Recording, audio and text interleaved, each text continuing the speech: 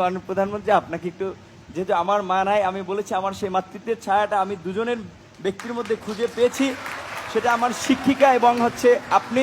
আমি একটু আপনাকে সালাম করতে চাই।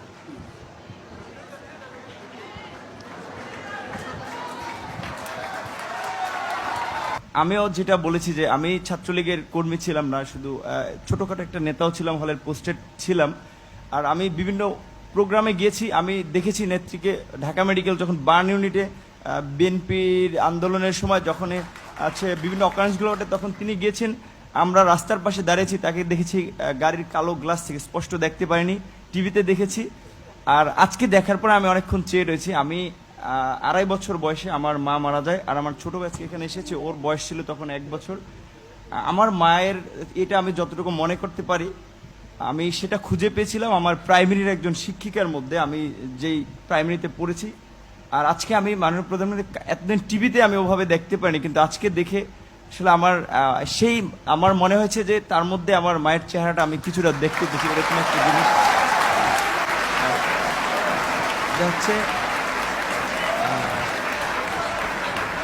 সেজন্য অনেকে আসলে বিভিন্ন উপাধিতে বলে থাকেন। আর আমরা একটা জিনিস দেখেছি যে আসলে তিনি প্রধানমন্ত্রী হিসেবেও, আমি বলবো না তিনি প্রধানমন্ত্রী, তিনি সবার প্রধানমন্ত্রী, তারপরেও তার কিছু স্পেশাল আসলে ক্যারেক্টার যেটা আমরা দেখেছি, যে কখনো ছোট শিশুকে কোলে নিয়ে, মানে একদম সিম্পল একজন যে নারীর যে ভূমিকা, সেই ভূমিকা অবতীর্ণ।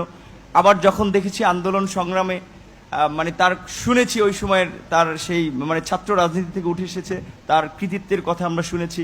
আর বঙ্গবন্ধুর কথা তো এটি আসলে তো শুধু আমরা না, সারা বিশ্বের মানুষ জানে।